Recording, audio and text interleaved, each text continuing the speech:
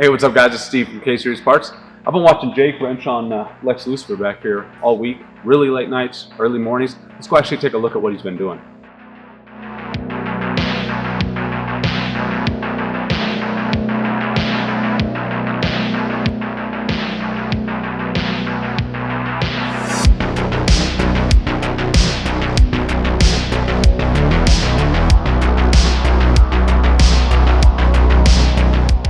What's up, man? How you doing? Chilling. Good, man. Been watching you wrench on Lex past couple days and nights, real late nights. Wanted to get a rundown of what you've been doing. Hopefully you can give us some feedback on how difficult of a job this has been so far. Yeah. So obviously with the last event, we had some issues. The factory 1995 Lexus electronic system for the engine. Lexus, but I'm looking at a Chevy. You know what's going on. Obviously we put the two together. It looks like a Chevy, but it's definitely a 95 Lexus. All of the Lexus electronics were becoming an issue. The only thing Chevy about this was like the headlights and taillights. Everything else was Lexus. Makes sense. So yeah, we decided that stuff had to go. It wasn't reliable. We spent a lot of time. We had no direction. So here we are, going to FuelTech. So FuelTech, obviously a standalone unit to replace the old Lexus stock ECU, I would assume? Yeah, it was a 100% bone stock ECU that we did throw a turbo on and bigger injectors. It's a really bad idea because it's not super accurate. You're kind of just like praying your motor doesn't blow up. Sure. Obviously, with standalones, you can get a lot more precision tuning, a lot more reliability. You can get rid of a lot of BS that doesn't need to be in the system. Absolutely. So when it comes down to harnesses, wiring, all the stuff you've had to do to actually go to FuelTech, can you give me a rundown of what you've done so far? Yeah, so nobody does make a engine harness from FuelTech for the 1UZ. But the nice thing about FuelTech is that they pretty much give you every wiring diagram you could use in order to make your own wire harness from scratch. So as soon as we learned that, we decided to go ahead and take it upon ourselves to just create a wire harness in-house. With that being said, we did choose Audi R8 coils and the Mazda RX-8 injectors. So beautiful. What else, as far as wiring is concerned? Obviously, the engine harness itself, but you're getting, I would assume, something inside the car to be able to manage this, because I believe it's self-tuning or easy to tune yourself, if you will. Yeah. So they actually offer in-house they call it a nano system. It's basically a wideband setup, but it actually uses bus communication to communicate with the ECU.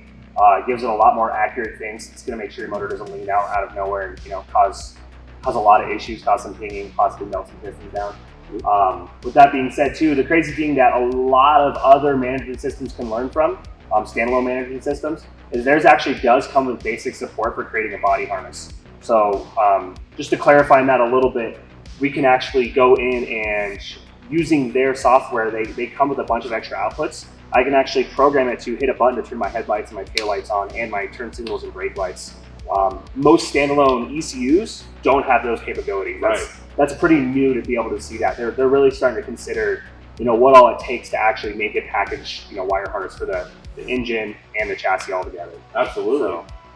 So I know you've been here super late and really early the past couple of days, but let's say for your average mechanic inside his own garage at his house, what kind of tools are we going to need to do this? What extra materials are required? And on a difficulty scale, can you give me kind of a breakdown of what this would entail for just a guy in his garage? Yeah, absolutely. Basically, the best way that I would start doing this is I would figure out exactly which harness you wanted to run as far as schematics go. FuelTech has actually taken it upon themselves to create an entire wire diagram based on number of cylinders, based on what kind of ignition system you're running. So we're talking distributor, we're talking coil on plug, everything in between those. Once you figure that out, you can start to plan exactly what connectors you're going to need, your looming and what thickness of wire. They actually give you all those recommendations there. So pretty much what I've learned throughout this process is that you basically want to double all of your shielding, all of your wire, and all of your connections you think you're going to need. It never goes as planned, and it's never a bad idea to have extra stuff left over, because we all know that a race car is never done. You always want to have extra stuff. As far as difficulty level goes, it's just time consuming. It's not necessarily hard. You just have to sit down and stay focused, keep things organized by color. Having a lot of different color wires based on the gauges isn't a bad thing. Sure. Typically I stick with 4 main colors. You get your powers, your grounds, you have your signals and opposite signals. Those are the basics. 6 different colors is really the best way to go. But yeah, no, it's just time consuming. It's not really that difficult. They've really taken upon themselves. I've actually got like a giant wire schematic that I have that I have created. That's just a giant printout of what they recommend doing. I have followed that to the T over the past week or so, and it has led me down a great path and really got me to the point where we're almost ready to start this thing. That's awesome.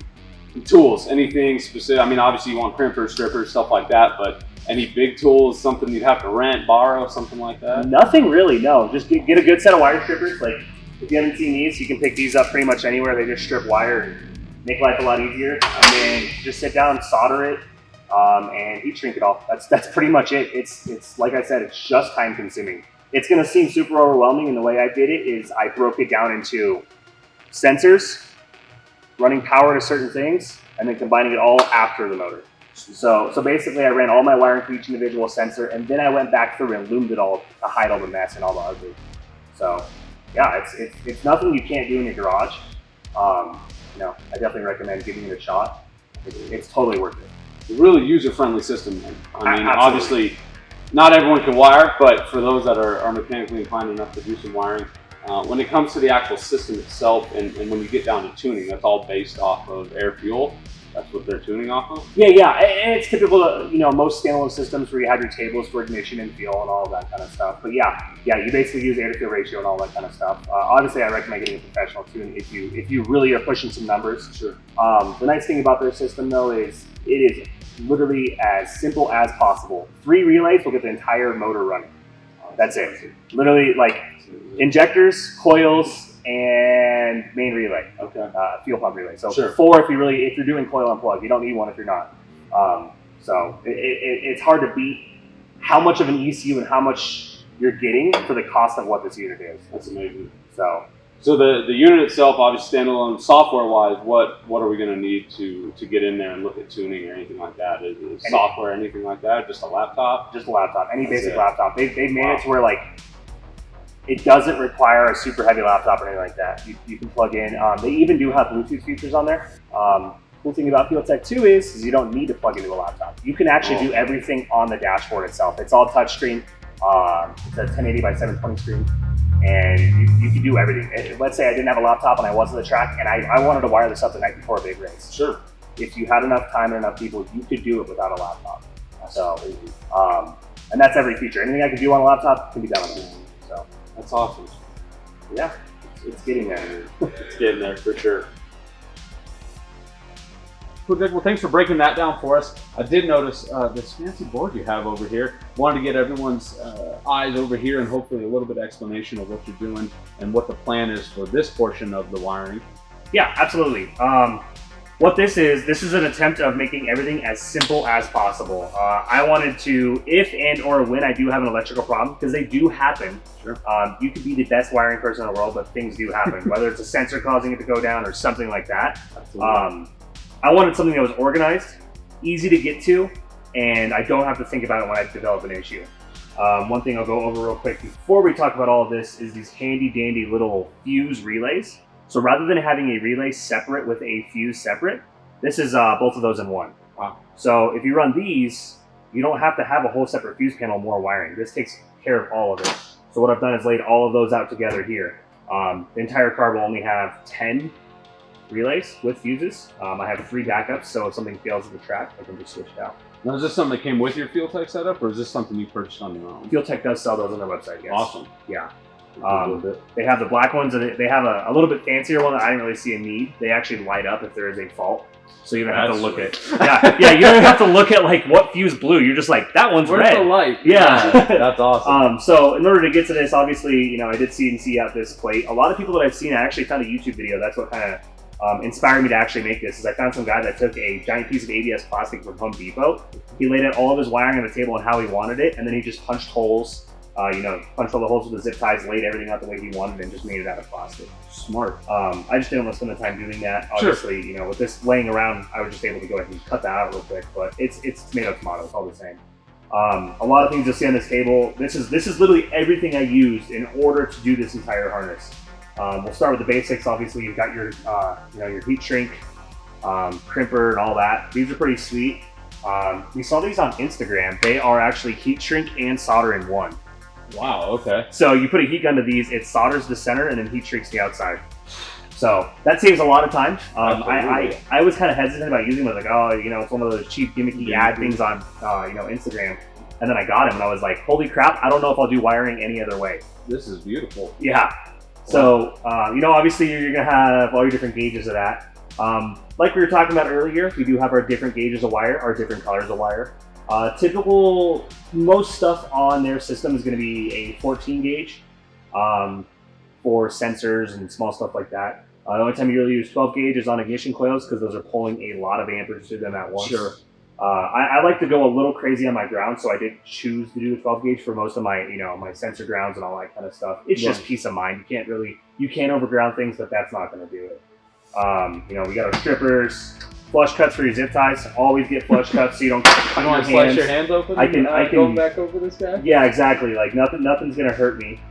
Small zip ties. I do have a multimeter. That was really just for me to make sure that, you know, my points actually met up from one end to the other. Very seldomly do I use that. Probably the best thing to help me stay organized was actually getting a cheap labeler, you know, online. Pretty much anything that I didn't know where it was going to go, I knew where my pin was. I would print something on here. And let's say I knew my pin out over here, but I didn't know the end of the wire. Yeah. I would do that, and I'd glue this onto the end and be good to go. So once it came back to it, I knew where each wire was. I didn't have to trace it out each time. I could just pick it up and go, this is the wire I was looking for. That saved a lot of time. Obviously, you know, just assortment of heat shrink, electrical tape, all that kind of basic stuff, but nothing really too crazy out there. So this is all stuff I have, with the exception of these fancy guys. This is all stuff I have sitting in my garage at home. So, like you were saying earlier, it's just really time consuming. But when it comes down to having to purchase additional things, having to buy tools, rent tools, none of that's needed. This is really, really user centric as far as being able to be installed in a garage. You know, not having to take it somewhere where they can wire everything for you. Exactly, yeah. And really the only homework I did before starting this, I'm a nerd. I read their factory manuals. They have them online. They come with it when you buy the product. I went through and highlighted every little detail that related to what my ECU was going to do, what my engine required. That just kind of made the initial setup a lot quicker. But hey, listen, before you go to bed, you're reading some race car manuals, it's not a bad night. It really, really is. You fall asleep, you dream of race cars, you wake up the next morning happier. And I'm pumped to get this done. So exactly. Back to this thing real quick, because it looks pretty and we kind of went over it, but where does this go in the car and what exactly do each of these portions that you wired do? Okay, so this is actually going to hide underneath the dashboard. Okay. The only section we're going to be able to see is going to be right here. The glove box is going to flip open. You're going to be able to see each one of these labeled relays and each one of these fuses. Basically, the way a relay works is it has 4 wires. There are some 5-wire ones. We don't need to talk about those. They don't really exist in automotive that often. First wire is going to be your constant power from your battery. These will always get voltage. These basically take the load off of whatever sensor or whatever device is being used. That's this guy right here. It'll feed up into there. This is where my ignition, whenever I switch it on, these are now hot. These are energizing my relays with the key on. These have to be set up that way, so that way you don't have a battery drain with the key off. Sure. Switched outputs, switched inputs. Basically, these guys, the ECU tells it to kick on. These guys are after the relays going to the devices. So basically, I hit a button, wire comes into here, goes to here, clicks it on, and puts out power from here. You really want to do it this way because relays help take a lot of load off the devices. Sure. It keeps things happier. It takes a lot of resistance value down, and it prevents the ECU from having shorts, which can lead to premature failure or just altogether just chaotic engine fires. We don't ever see those in the racing world. No. So that's awesome, man. I mean, any plans for fancying it up a little bit? Maybe some lights, something like that? So we did. It says Lex Lucifer backwards on here. And I'm probably going to throw some LEDs in underneath all of this once I have it all terminated and wired it in. Sure. So that way, once the key's on, the car's running, the floorboard will actually say Lex Lucifer. You gotta always have a little branding, right? A little branding's never bad, man. If you're gonna go through the effort, you might as well go through that initial or that little extra effort. Absolutely. So, yeah. So, I mean, we've laid on all the tools. We've looked at what you've done and obviously what other people could do, copying some things. Any advice you would give to somebody that was ready to take this on or is thinking about making a switch to FuelTech, similar to your issue where they're running into problems, anything like that you would want to say? Yeah, absolutely. It definitely seems overwhelming at first. This is not an easy task. This is you're gonna spend some time on this. Don't expect to get it right the first time. It is a learning experience. Whatever you do wrong, it's easy to fix. Just remember that. You put it in, you can cut it right back out. Right. The other great thing is, and I have spoke to them quite a few times, is FuelTech's customer service is like second to none. They do a great job. I had a few questions that I didn't think they would have the answer to because it was engine specific, not even their product. Sure. And they knew it in 2 seconds off the top of the head. Wow. They even got on the point to message me on Facebook after I posted on one of their groups asking a simple question at like 9 p.m. on a freaking Friday. Wow. So, you know, whatever you can't figure out, and even if you're thinking about just making a purchase, you know, give them a call. They can definitely recommend, you know, what ECU to go with. And they're not going to just go after your money. They're going to get you the best product that they think fits your needs. Sure. So, yeah, awesome, man. Well, I appreciate you going over everything with us, man. It's I know for being here at the shop with you, you know, till 9, 10, midnight, sleeping here, whatever the case is, you've been getting the project done. So we really wanted to check in and get a rundown of everything. And now that I've seen everything, man, I'm blown away by what you've done, but more so with what FuelTech's done with the system. Yeah, and how user friendly this really is. It's wild, man. It's a great product. So we'll get her done and go kill some tires. Absolutely, brother. Can't wait to see it. Sweet. Awesome, man.